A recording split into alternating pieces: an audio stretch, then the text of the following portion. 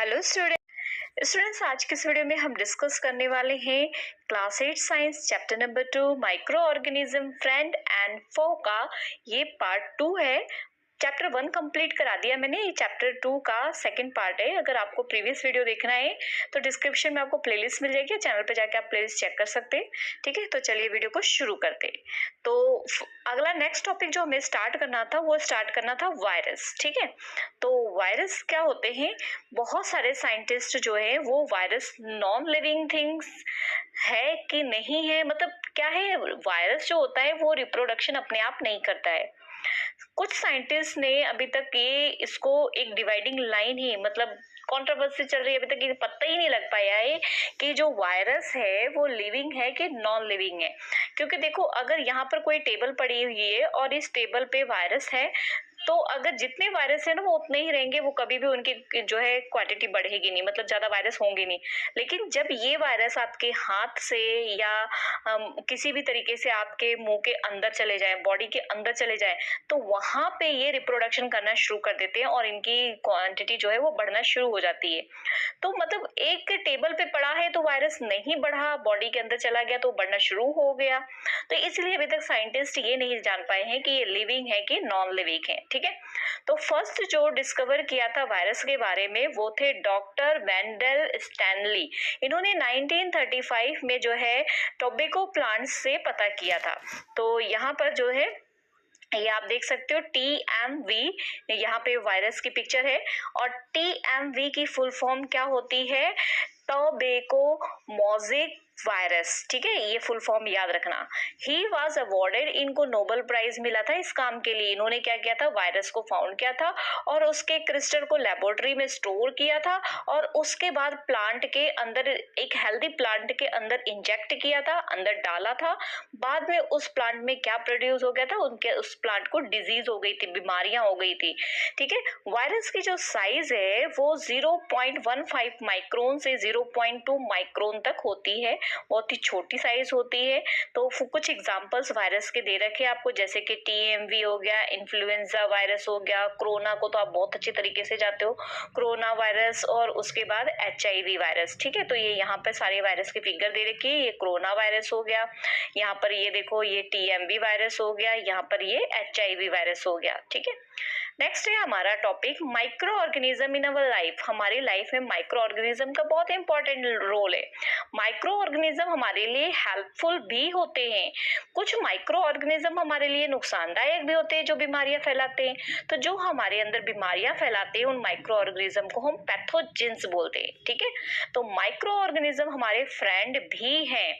Micro organism बहुत ज्यादा मात्रा में जो एनिमल्स होते हैं उनके अंदर, प्लांट्स के अंदर बीमारियां फैलाते हैं। बट ये नहीं कि सिर्फ बीमारियां ही फैलाते हैं, वो हमारे लिए हार्मफुल के साथ साथ यूजफुल भी होते हैं। तो आगे पूरे चैप्टर में हम पढ़ेंगे, सबसे पहले यही टॉपिक पढ़ेंगे कि रोल ऑफ माइक्रो ऑर्गेनिज्म हमारे लिए यूजफुल चीजें। तो फर्स्ट रोल है, हम माइक्रो ऑर्गेनिज्म का देखते हैं, फूड इंडस्ट्रीज में क्या रोल है माइक्रो ऑर्गेनिज्म का जो कि हमारे लिए यूजफुल है। तो पहले भी हम बात कर चुके हैं माइक्रो ऑर्गेनिज्म बैक्टीरिया की, जिसका क्या नाम है, लैक्टोबैसिलस। ये किस में हेल्प करता है? कर्ड की फॉर्मेशन में, दही के जमने में जो बैक्टीरिया हेल्प करता है उसे लैक्टोबैसिलस कहते हैं। ठीक है, और कुछ बैक्टीरिया, जैसे कि कुछ बैक्टीरिया और फंगस, ये सब क्या बनाने में हेल्प करते हैं? चीज बनाने में हेल्प करते हैं।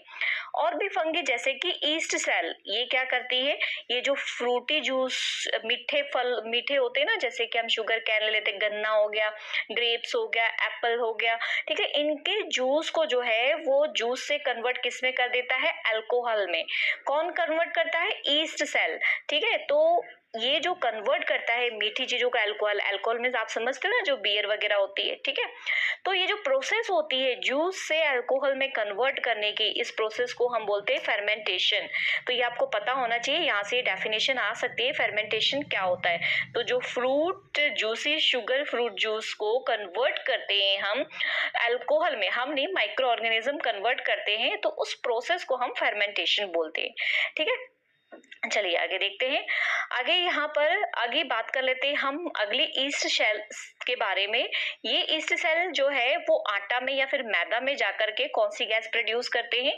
कार्बन डाइऑक्साइड गैस प्रोड्यूस करते हैं, जो कि वो आटे को राइस करने में मीन्स उसको फूलने में मदद करता है। जब वो फूलने में मदद करता है तभी तो ये डबल रोटी, जो डबल ब्रेड और क्या कहते हैं जो इडली का डो होता है, आटा होता है, ये सारे फ्लफी हो जाते हैं।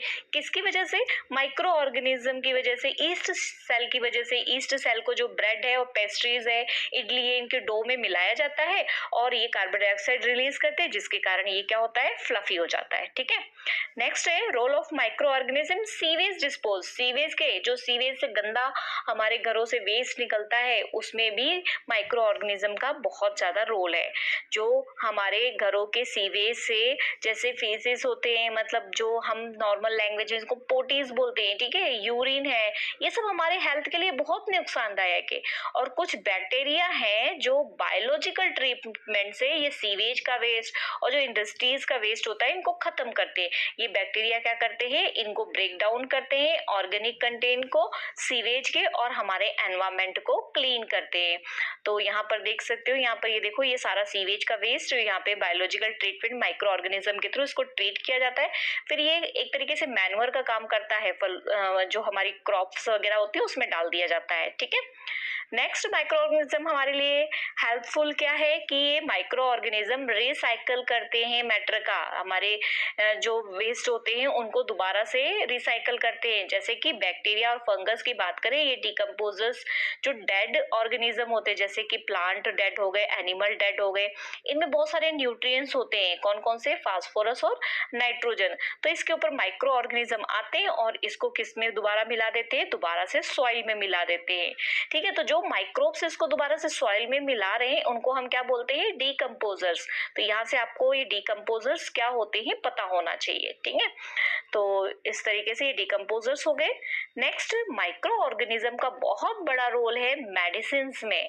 तो बहुत सारे माइक्रो ऑर्गेनिज्म प्रेजेंट होते हैं एलिमेंट्री कैनाल। एलिमेंट्री कैनाल मतलब जो हम खाना खाते हैं, फूड हमारे जिस जिस रास्ते से होके जाता है उसे एलिमेंट्री कैनाल बोलते हैं। तो कुछ एनिमल जैसे कि काऊ वगैरह में ये जो माइक्रो ऑर्गेनिज्म होते हैं उनके डाइजेशन में, फूड के एब्जॉर्प्शन में हेल्प करते हैं। माइक्रो ऑर्गेनिज्म का यूज किया जाता है एंटीबायोटिक बनाने में। एंटीबायोटिक होता क्या है? एंटीबायोटिक एक केमिकल है जो क्या करती है, जो हार्मफुल माइक्रो ऑर्गेनिज्म है उनकी ग्रोथ को खत्म करता है। ठीक है, फॉर एग्जांपल एंटीबायोटिक की बात करें तो आप सिंपल से याद करो, पेनिसिलिन, स्ट्रेप्टोमाइसिन, टेट्रासाइक्लिन और एरिथ्रोमाइसिन। एंटीबायोटिक देखो, जैसे क्या होता है, आपको कोई तबीयत कुछ खराब हो जाती है तो आपने सुना होगा डॉक्टर एंटीबायोटिक दवाई देते हैं। तो एंटीबायोटिक क्या होता है, हमारी बॉडी के अंदर जो माइक्रो ऑर्गेनिज्म उसको मारने के लिए दूसरा माइक्रो ऑर्गेनिज्म हमारी बॉडी में डाला जाता है जो उससे ज्यादा ताकतवर होता है और वो हमारे लिए अच्छा होता है। तो वो जाके उस माइक्रो ऑर्गेनिज्म को क्या करता है? खत्म करता है। ठीक है, तो ये एंटीबायोटिक हो गया। अब यहाँ पे जो ये पार्ट लिखा हुआ है ना, ये बहुत इंपॉर्टेंट है। इसमें क्या लिखा हुआ है कि एंटीबायोटिक जो है ये इंपॉर्टेंट है, उसको ध्यान रखना चाहिए एंटीबायोटिक लेते वक्त। सबसे पहले तो क्वालिफाइड डॉक्टर की एडवाइस पे ही एंटीबायोटिक लेना चाहिए। जो डॉक्टर कोर्स लिख के देता है, जो प्रिस्क्राइब लिख के देता है, वो सारा हमने कंप्लीट करना चाहिए।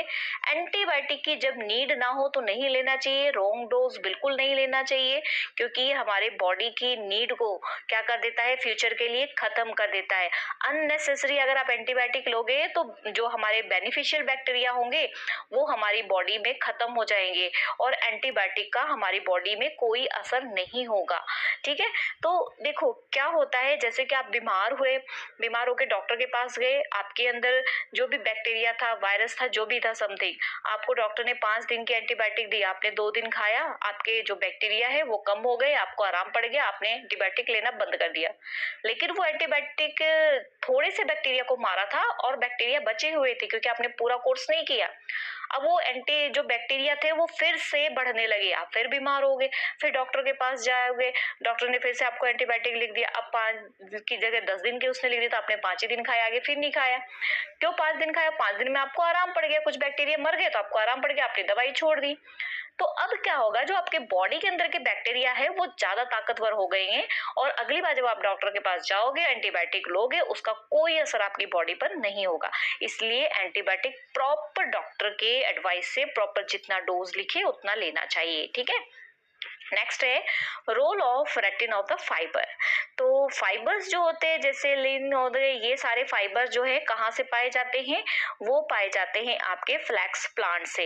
ये प्लांट्स क्या होते हैं, बड़े बड़े मोटे मोटे से इनके बंडल, ये पेड़ जो है पानी में पाए जाते हैं, उनके बंडल्स निकाले जाते हैं, उनको जो है बैक्टीरिया उनके अंदर होते हैं और वो स्टीम से उनको क्या किया जाता है, डिस्ट्रॉय किया जाता है और उसको मदद से उसको लूज कर लिया जाता है, ठीक है। तो इसको बोलते हैं, दिस इज नॉन एज यहाँ पर रेटिंग, ठीक है।